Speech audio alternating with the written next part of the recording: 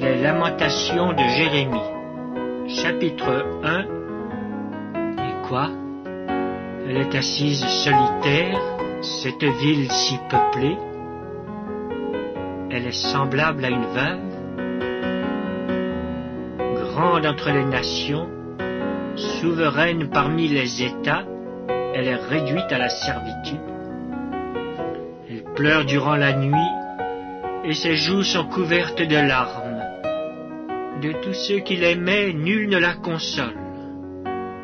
Tous ses amis lui sont devenus infidèles. Ils sont devenus ses ennemis. Juda est en exil, victime de l'oppression et d'une grande servitude. Il habite au milieu des nations et il n'y trouve point de repos.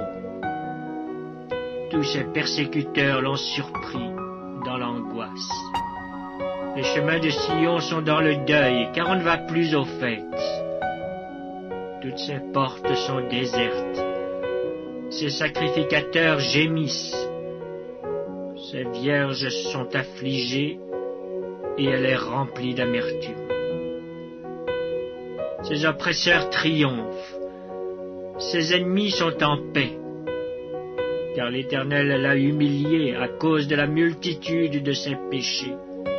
Ses enfants ont marché captifs devant l'oppresseur.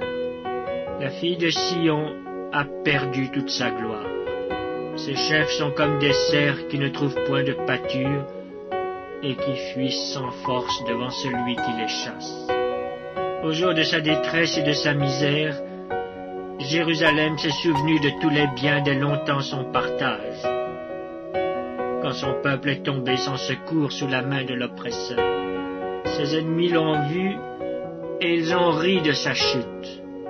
Jérusalem a multiplié ses péchés, c'est pourquoi elle est un objet d'aversion. Tous ceux qui l'honoraient la méprisent en voyant sa nudité. Elle-même soupire et détourne la face. La souillure était dans les pans de sa robe, et elle ne songeait pas à sa fin. Elle est tombée d'une manière étonnante, et nul ne la console. Vois ma misère, ô Éternel. Quelle arrogance chez l'ennemi. L'oppresseur a étendu la main sur tout ce qu'elle avait de précieux. Elle a vu pénétrer dans son sanctuaire les nations auxquelles tu avais défendu d'entrer dans ton assemblée. Tout son peuple soupire. Il cherche du pain. Ils ont donné leurs choses précieuses pour de la nourriture, afin de ranimer leur vie. Vois, Éternel, comme je suis avili. Je m'adresse à vous tous qui passez ici. Regardez, et voyez s'il est une douleur pareille à ma douleur, à celle dont j'ai été frappé. L'Éternel m'a affligé au jour de son ardente colère. D'en haut, il a lancé dans mes os un feu qui les dévore. Il a tendu un filet sous mes pieds. Il m'a fait tomber en arrière. Il m'a jeté dans la désolation, dans une langueur de tous les jours. Sa main a lié le joug de mes iniquités. Elles se sont entrelacées, appliquées sur mon cou. Il a brisé ma force. Le Seigneur m'a livré à des mains auxquelles je ne puis résister. Le Seigneur a terrassé tous mes guerriers au milieu de moi. Il a rassemblé contre moi une armée pour détruire mes jeunes hommes. Le Seigneur a foulé au pressoir la Vierge, fille de Juda.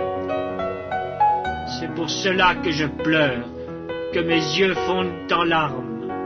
Car il s'est éloigné de moi, celui qui me consolerait, qui ranimerait ma vie. Mes fils sont dans la désolation, parce que l'ennemi a triomphé. Sion a étendu les mains, et personne ne l'a consolé. L'Éternel a envoyé contre Jacob les ennemis d'alentour. Jérusalem a été un objet d'horreur au milieu d'eux. L'Éternel est juste, car j'ai été rebelle à ses ordres. Écoutez, vous tous, peuple, et voyez ma douleur. Mes vierges et mes jeunes hommes sont allés en captivité. J'ai appelé mes amis, et ils m'ont trompé. Mes sacrificateurs et mes anciens ont expiré dans la ville. Ils cherchaient de la nourriture afin de ranimer leur vie. Éternel, regarde ma détresse. Mes entrailles bouillonnent. Mon cœur est bouleversé au-dedans de moi, car j'ai été rebelle. Au-dehors, l'épée a fait ses ravages. Au-dedans, la mort. On a entendu mes soupirs, et personne ne m'a consolé.